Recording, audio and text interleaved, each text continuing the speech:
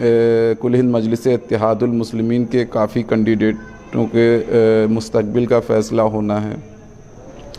तो मेरे दोस्तों, बिहार के लोगों, मैं आपसे कहना चाहता हूँ कि 70-72 सालों से आपने तमाम सेकुलर नाम निहाद पार्टियों को वोट किया।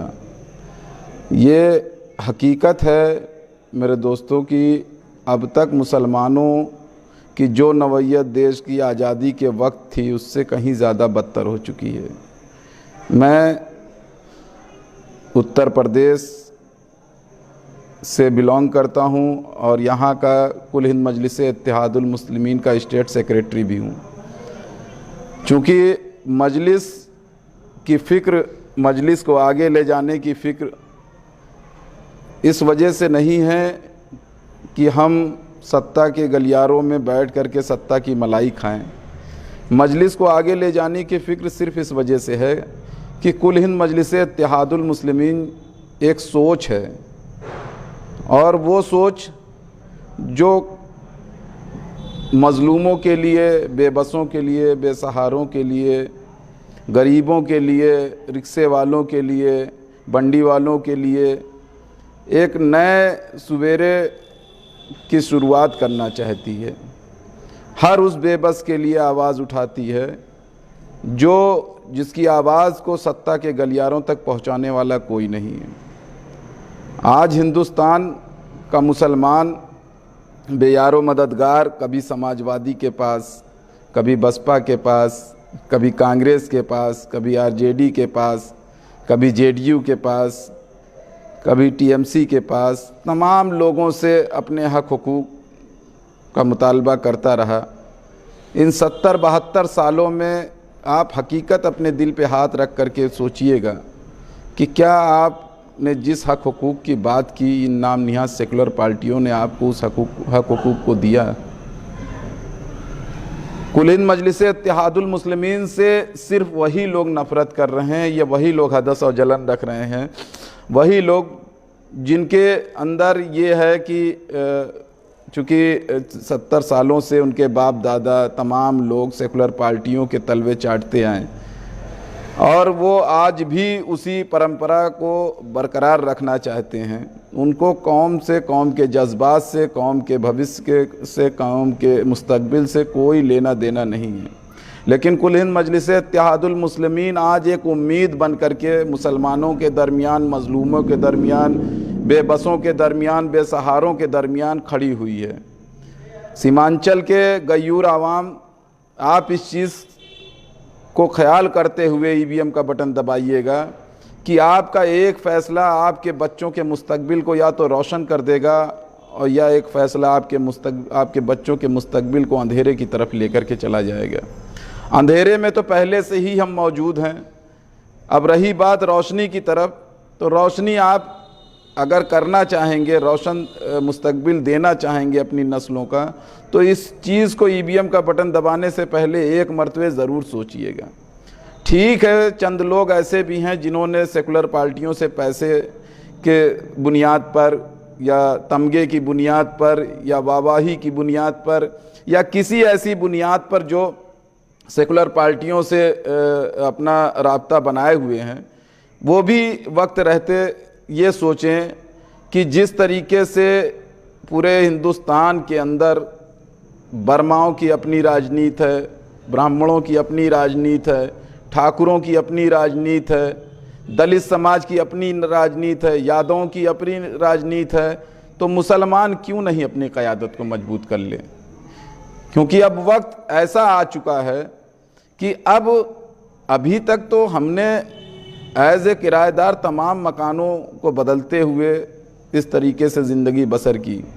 आज हमको अल्लाह ने मौका दिया है कि हम अपने मकान की तामीर कर रहे हैं और न्यू रखना शुरू कर रहे हैं, तो क्यों ना हम जो ईंट रखें वोट की उस ईवीएम में, वो अपने मकान के लिए ही क्यों ना रखें।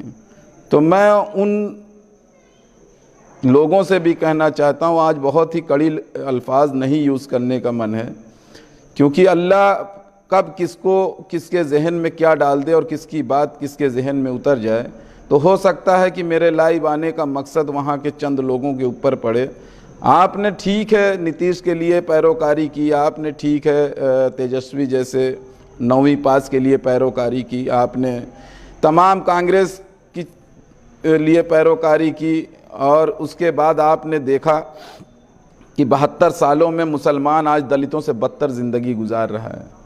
मैं जो मुखातिब हूँ, मैं उन्हीं लोगों से अभी मुखातिब हूँ जो अभी भी इस बिहार इलेक्शन में कांग्रेस के लिए, जेडीयू के लिए, आरजेडी के लिए, कांग्रेस इन तमाम दीगर पार्टियों के लिए मुसलमानों को बरगला और बहका रहे थे।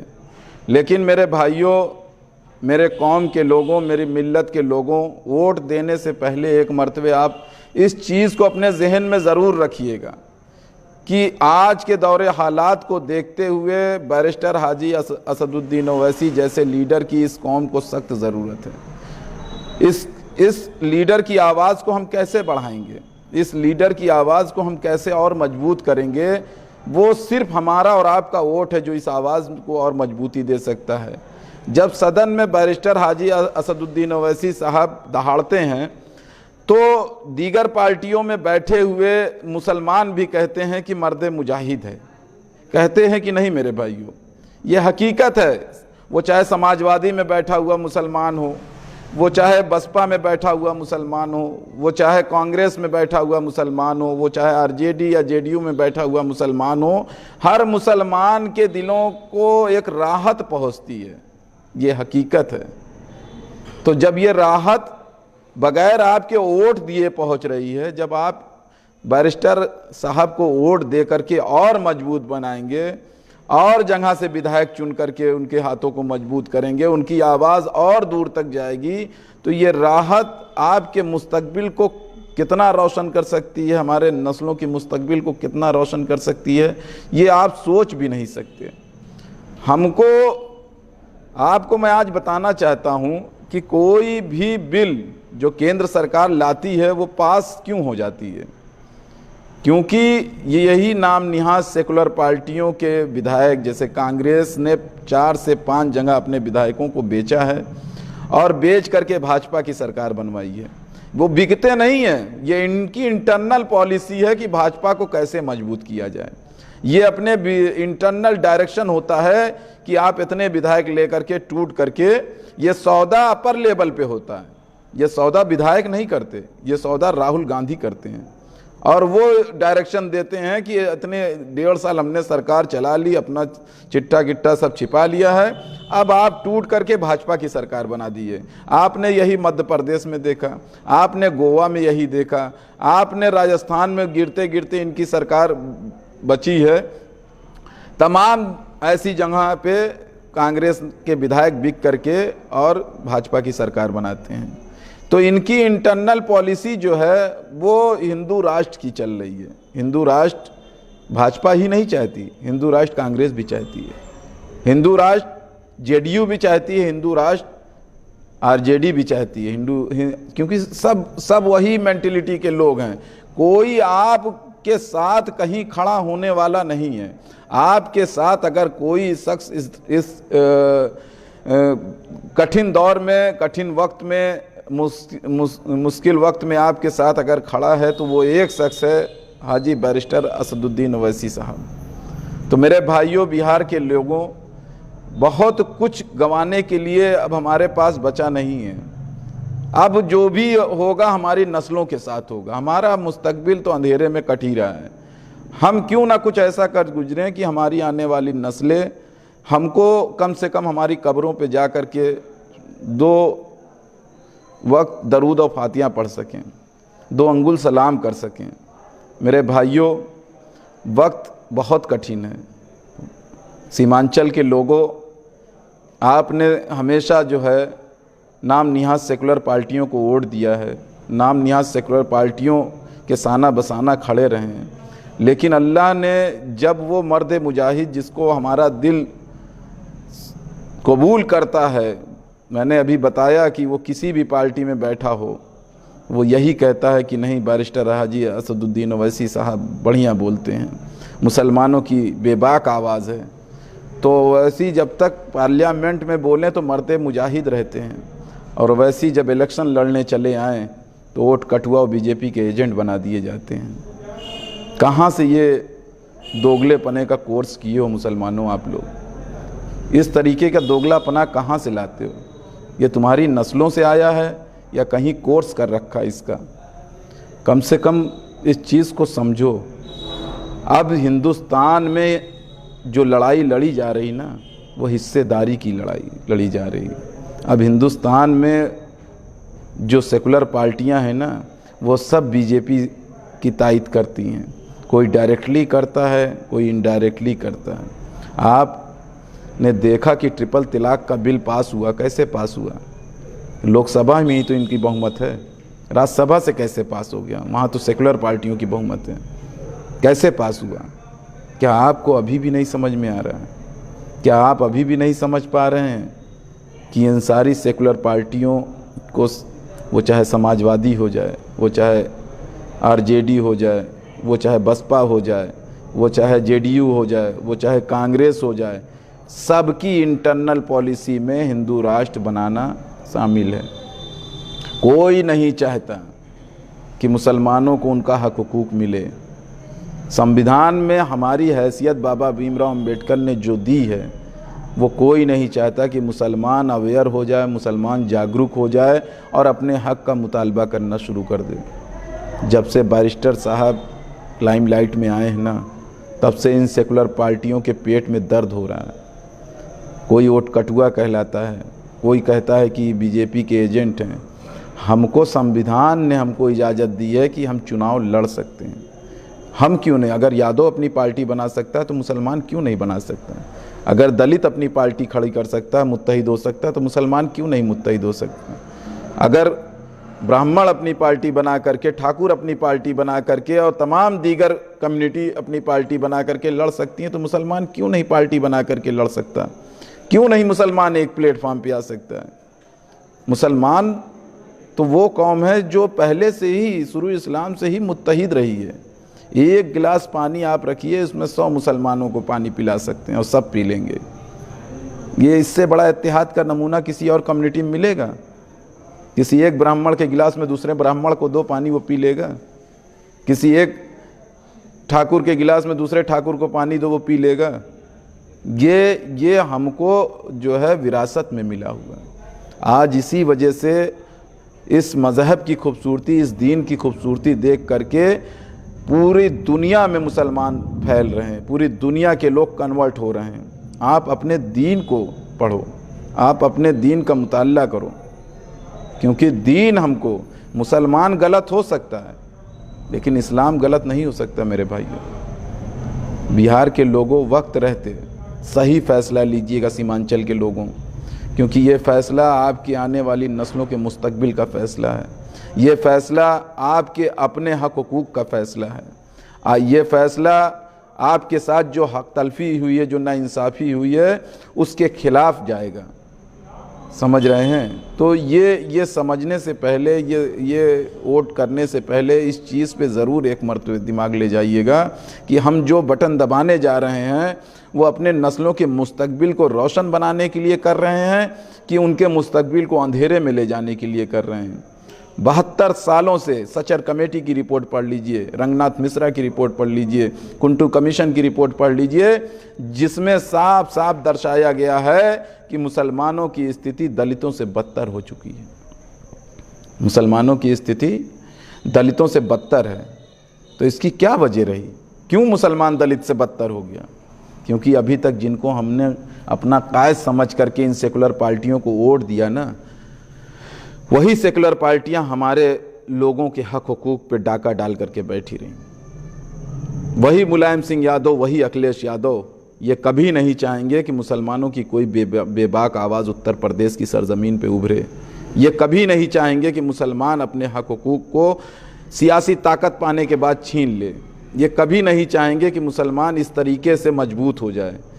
क्यों? क्योंकि इनकी सोच गंदी सोच है, इनकी सोच मनुवाद की सोच है। समझ रहे हैं?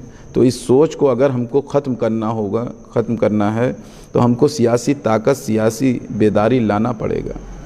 क्योंकि जब तक हमारे अंदर सियासी बेदारी नहीं आती ना मेरे भाइयों, तब तक हम किसी मरहले पे कामयाब नहीं हो सकते।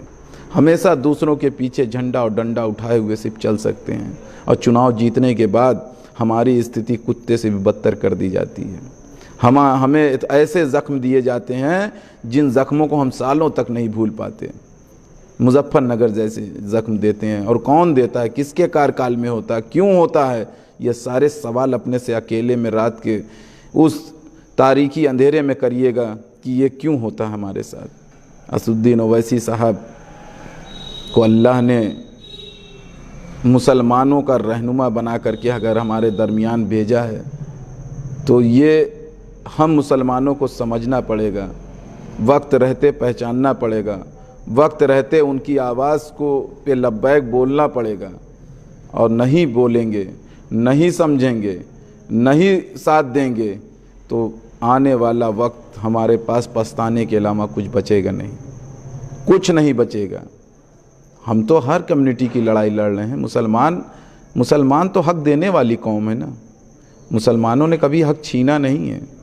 मुसलमान वो कौम है जिसको अल्लाह लाया ही इसीलिए दुनिया में, इसीलिए लाया है कि ये दूसरों का हक पहुँचाए उस तक, मज़लूमों का हक, बेसहारों का हक, बेबसों का हक, माँ का हक, बहन का हक, पड़ोसी का हक, सारी चीज़ें हमको तो अल्लाह इस दर्जे से लाया है कि हम हक देने वाली कौम है।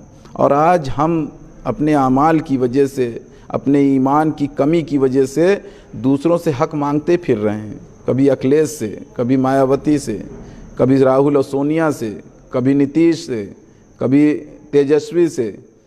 आज हम हक मांग रहे हैं फ़कीरों की तरीके से, क्योंकि हमारे अंदर वो ईमान नहीं बचा, क्योंकि हमारे अंदर ईमान का वो जज्बा नहीं बचा। अगर बचा होता तो आज ये कंडीशन ना होती हमारी नस्लें, हमको दाढ़ी और टोपी के नाम पे ना मारा जाता, हमको गाय के गोश्त के नाम पे घरों में घुस करके ईंटें से कूच करके ना मार दिया जाता, हमारी मस्जिद पूरी सरकारी अमला भिड़ा करके बेईमानी से ना ले ली जाती, हमारी मस्जिद बाबरी मस्जिद शहीद ना होती। क्योंकि इसके ज़िम्मेदार जानते हैं कौन है? इसके ज़िम्मेदार हमारे बड़े बुज़ुर्ग हैं, जिनके पास सियासी सलाहियत होते हुए उन्होंने कभी ये नहीं सोचा कि मुसलमानों को अपनी जमात खड़ी कर लेनी चाहिए, कभी मुसलमानों को बेदार नहीं होने दिया।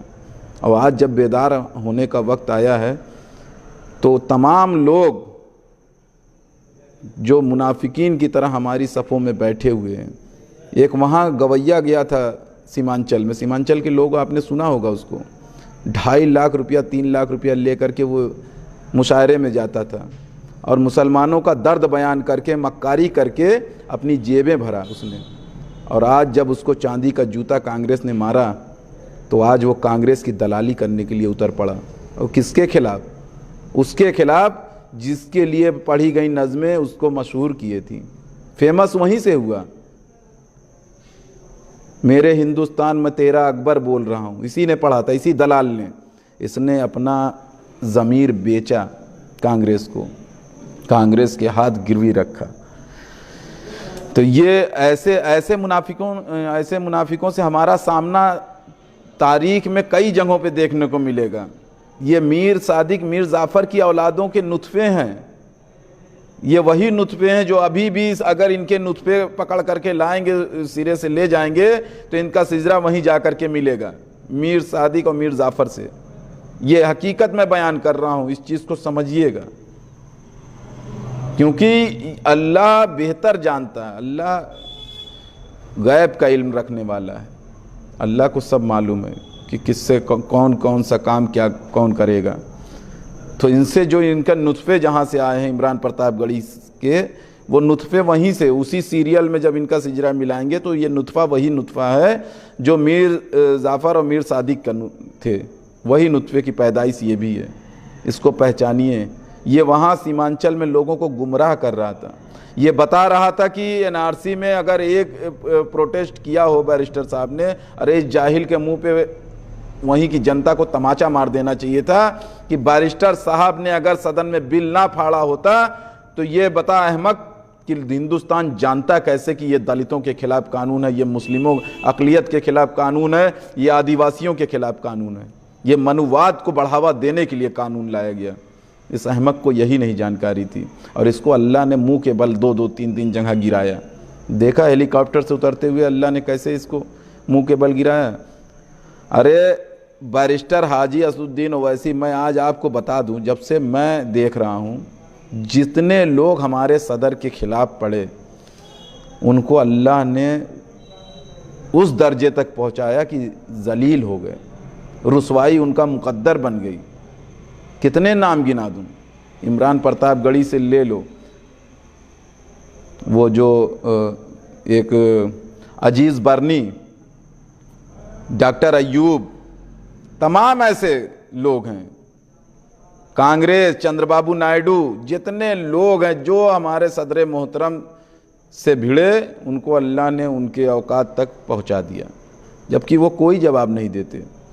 इमरान प्रतापगढ़ी हजारों मरतबे नाम लेता रहा, असदुद्दीन ओवैसी चिल्लाता रहा, लेकिन मेरे सदर ने एक मरतबे भी उसका नाम किसी मंच से नहीं लिया, क्योंकि वो औकात ही नहीं है कि इतनी मुबारक ज़बान से वो अपनी मुबारक ज़बान से उसका उस जलील इंसान का नाम लेते।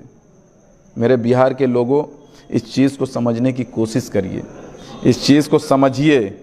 आपका एक फ़ैसला आपके बच्चों के मुस्तकबिल को बढ़ा सकता है, रोशन मुस्तकबिल बना सकता है, और आपका एक गलत फ़ैसला फिर 5 सालों तक बदहाली में आपको मुब्तला कर देगा। आपके बच्चों का मुस्तकबिल, आपके बच्चों का रोशन मुस्तकबिल फिर अंधेरे की तरफ लेकर के चला जाएगा। मैं सीमांचल के लोगों से यही दरख्वास्त करता हूँ, मेरे इस पैगाम को अल्लाह के वास्ते आप इतना शेयर करिए ताकि ये बिहार की सरज़मीन पर सिर्फ ये पैगाम दिखाई दे, हर मोबाइल में, हर मीडिया उस पे ये पैगाम बिहार के लोगों तक पहुँचे, ताकि सीमांचल के लोग वक्त रहते जग जाएं, क्योंकि अब ज़्यादा अब तो